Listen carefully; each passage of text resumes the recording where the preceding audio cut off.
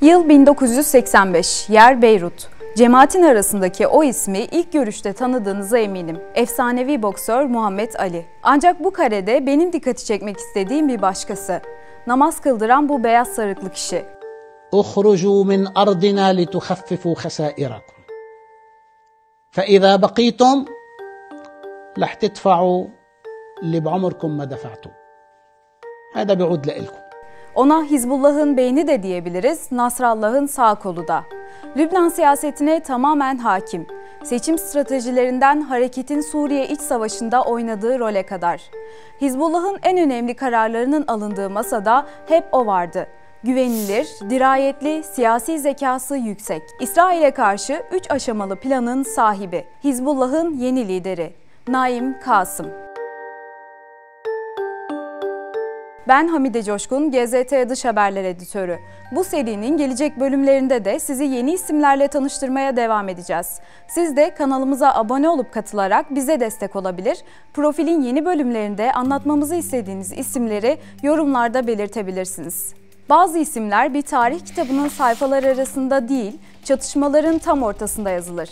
Naim Kasım, İsrail'e karşı direnişin Hizbullah içindeki yeni lideri olarak artık o isimlerden biri. Ancak bu görev ona bir gecede verilmedi. 33 yıldır İran destekli Hizbullah'ın üst düzey isimleri arasında yer alıyor. Hareketin 92'deki ilk seçimlerinden bu yana parlamento seçim kampanyalarının genel koordinatörlüğünü yürütüyor. Şimdi ise sadece Nasrallah'ın boşluğunu doldurmuyor. Aynı zamanda Hizbullah'ın geleceğini yeniden şekillendiriyor. 29 Ekim'de Hizbullah, Eylül ayında bir İsrail hava saldırısında öldürülen Hasan Nasrallah'ın yerine Naim Kasım'ı hareketin yeni lideri olarak seçtiğini açıkladı. Aslında kuzeni ve hareketin siyasi işlerini yürüten Haşim Safiyüddin'in yeni lider olması bekleniyordu. Ancak o da Ekim ayı başlarında bir İsrail saldırısında öldürüldü. Genel sekreterliğe atanmasının hemen ardından ilk açıklamasını yapan Kasım, Nasrallah'ın yolundan gideceğini ifade etti. O, İsrail'in Hizbullah'a yönelik son bir yıldaki saldırı ve suikastlerinden kurtulmayı başaran az sayıdaki liderden biri. Hikayesi de aslında bu saldırılara rağmen hayatta kalmasıyla başlıyor. 1953'te Lübnan'ın güneyindeki bir köyde doğdu. O yıllarda Lübnan'da büyümek her anlamda politik bir farkındalık kazanmak demekti. Ki İsrail saldırılarının devam ettiği bir dönemden söz ediyoruz. Kasım'ın direnişçi kimliği bu köyde şekillendi. Fransızcayı akıcı bir şekilde konuşan Kasım, Lübnan Üniversitesi'nden kimya alanında lisans ve yüksek lisans derecesi aldı. Eğitimini 1977'de tamamladı. Fakat asıl ilgi alanı farklıydı.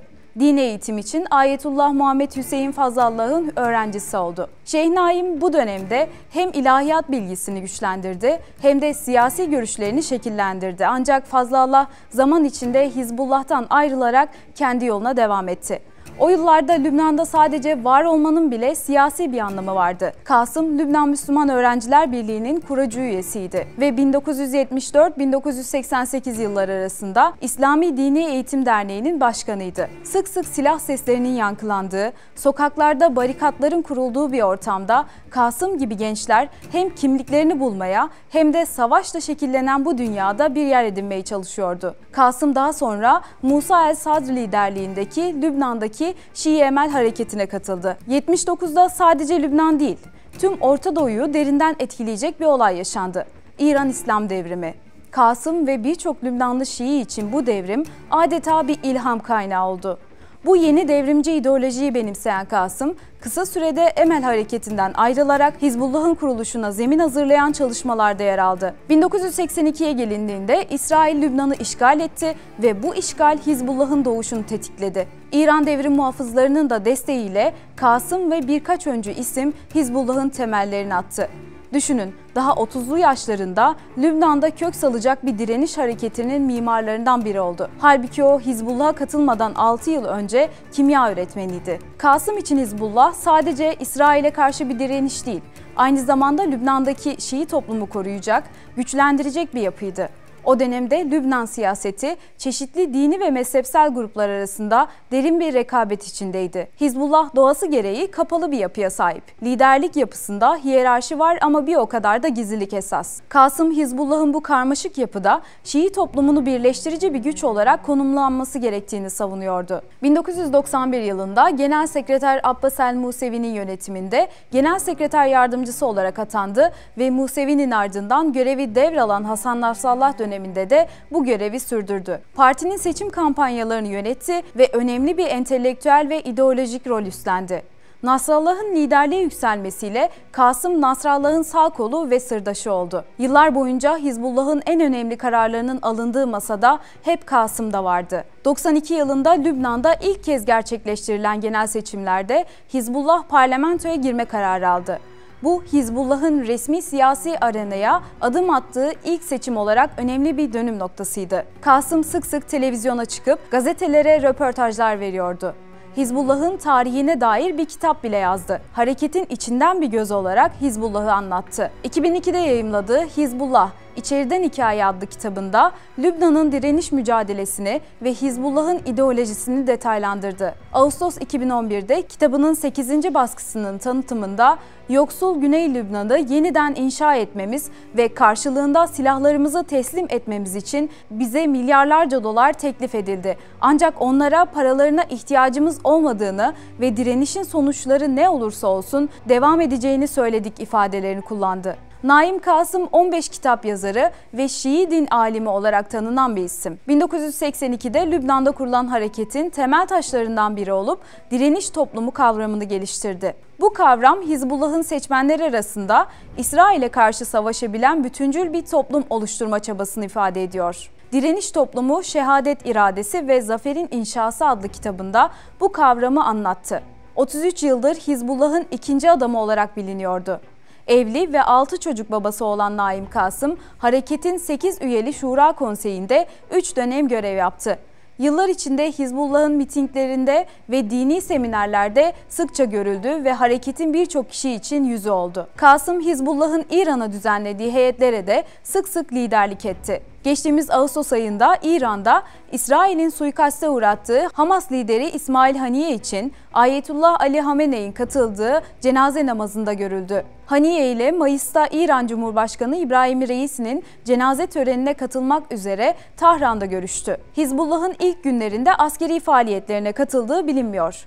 Kasım, Hizbullah'ın ideolojik altyapısını destekleyen eğitim kurumlarından biri olan El Mustafa okullarından sorumluydu. Bu eğitim kurumları üzerindeki denetim göreviyle Hizbullah'ın ideolojik bütünlüğünün sağlanmasına önemli katkıda bulundu. Ayrıca siyasi ve askeri kararların alınmasında hareketin en yüksek karar alma organı Şura Konseyi'nde önemli bir rol aldı. Naim Kasım, Eylül 2024'te İsrail'in Beyrut'ta düzenlediği hava saldırısında Hasan Nasrallah'ın öldürülmesinin ardından Genel Sekreter Vekili olarak atandı. 29 Ekim'de ise Hizbullah Şura Konseyi tarafından Genel Sekreter olarak seçildi. Bir Lübnan bayrağı, bir Hizbullah bayrağı ve Nasrallah portresi. نحن لا نقاتل نيابة عن أحد ولا لمشروع أحد، نحن نقاتل من أجل مشروعنا. نحن مشروعنا حماية لبنان، نحن مشروعنا تحرير أرضنا، نحن مشروعنا مؤازرة إخواننا في فلسطين، نحن مشروعنا أن يكون بلدنا مستقلا. İlk konuşmasını bunların önünde yaptı. Hizbullah'ın İsrail'e karşı 3 aşamalı planını açıkladı. İlk olarak Gazze'ye desteğimiz devam edecek dedi. İkinci olarak Hizbullah'ın çağrı cihazlarının patlatılmasıyla birlikte savaşa girdiğini ve üçüncü olarak hareketin aldığı büyük darbenin ardından 11 günde tekrar kendine geldiğini ve liderlerinin yerinin doldurulduğunu açıkladı.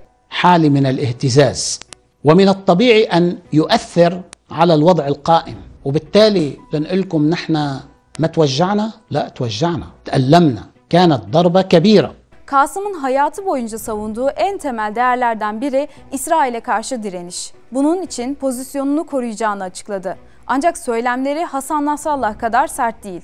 Tabi Hizbullah lideri olduğunda çok net açıklamalarda da bulundu. Özellikle İsrail'e karşı direniş konusunda. Diğer yandan daha pragmatik bir lider portresiyle karşı karşıyayız. Hizbullah'ın liderliğini üstlenirken verdiği ilk mesajlardan biri savaşın uzun sürebileceği yönündeydi. İsrail'le savaşın uzun soluklu olduğunu ve uzun vadeli planlar üzerinde durulması gerektiğini savunuyor. نحن قادرون على الاستمرار لأيام وأسابيع وأشهر ولن أقول أكثر من ذلك. İsrail ordusu Gazze'de yaptıklarını şimdi de Lübnan'da uyguluyor. Benzer bir senaryoya şahit oluyoruz. Ancak tüm bunlar gerçek. اخرجوا من أرضنا لتخففوا خسائركم فإذا بقيتم رح تدفعوا اللي بعمركم ما دفعتوا. هذا بيعود لكم. Binlerce ev ve binayı havaya uçuran İsrail ordusu, Hizbullah'ın tabanı olarak bilinen Şii köylerini hedef alarak bu bölgelerde ciddi bir nüfus kaymasına yol açmaya amaçlıyor. Naim Kasım, Hizbullah içinde farklılaşan bir isim. Siyah sarık takan Nasrallah ve diğer bazı üst düzey isimlerin aksine beyaz sarık tercih ediyor. Burada siyah sarık Hz. Muhammed'in soyundan gelen ve Seyit olarak adlandırılan isimleri temsil ederken beyaz sarık daha sivil bir duruşu ifade ediyor. Kasım savaşın sadece silahlarla değil, diplomatik hamlelerle de kazanılabileceğine inanıyor. Bunun için son konuşmalarında Lübnan Meclis Başkanı Nebih Berri'nin ateşkes çabalarını desteklediğini açıkladı. إذا قرر الإسرائيلي أنه يريد إيقاف العدوان نحن نقول نقبل لكن بالشروط التي نراها مناسبة ومؤاتية. لن نستجدي وقف إطلاق النار. كفين نحن مش ناطرين. قد ما طول. Bu Hizbullah için yeni bir liderlik biçimi. Daha sakin ama bir o kadar da kararlı. Nasrallah'ın ölümünden sonra hareketin içindeki güç boşluğu ve İsrail'in artan saldırıları Hizbullah'ın daha temkinli bir pozisyona itmiş durumda. Naim Kasım'ın liderliği İsrail'in Dahiye gibi Hizbullah'ın kalesi olarak görülen noktalarda yapmış olduğu saldırılar, telsiz cihazlarını patlatması, Lübnan'ın güneyinde artan saldırılar düşünüldüğünde bir değişim ve devamlılık anlamına geliyor diyebiliriz. Ancak bunun ne derece etkili olacağı Naim Kasım'ın atacağı kritik adımlara bağlı. Bir yandan Nasrallah'ın izinden giderek İsrail'e karşı savaşmayı sürdürecek, öte yandan diplomatik yolları da değerlendiren daha pragmatik bir liderlik sergileyecek. Ancak kesin olan bir şey varsa yıllardır gölgede kalan bir isim liderlik koltuğuna oturdu ve Hizbullah'ın gelecekteki yönünü belirleyecek. Tabii İsrail tehdidi altında. İsrail önce Hasan Nasrallah'ı öldürdü, ardındansa onun yerine geçmesi beklenen Haşim Safiyeddin'i. Bu kezde Naim Kasım'ı hedef gösteriyor. Kasım'ın seçilmesinin hemen ardından İsrail Savunma Bakanı Yoav Gallant, X'te geçici atama, uzun sürmeyecek paylaşımı yaptı. Diğer yandan Tel Aviv, yoğun askeri harekatıyla Güney Lübnan'ı tamamen boşaltmak için köyleri yakıp yıkmayı sürdürüyor. Peki Hizbullah'ın yeni lideri Naim Kasım, İsrail'in tüm bu yoğun saldırılarına nasıl yanıt verecek? Sizce Kasım'ın liderliği Hizbullah'ın stratejisinde nasıl bir değişiklik getirebilir? Umarım bu içerik sizin için faydalı olmuştur. Ben hazırlarken çok keyif aldım. İçeriğin editörü olarak yorumların tamamını okuyup cevap vermeye çalışacağım. Düşüncelerinizi merakla bekliyorum. Ayrıca profilin yeni konusunu yorumlarınızda siz belirleyebilirsiniz. İzlediğiniz için teşekkür ederim.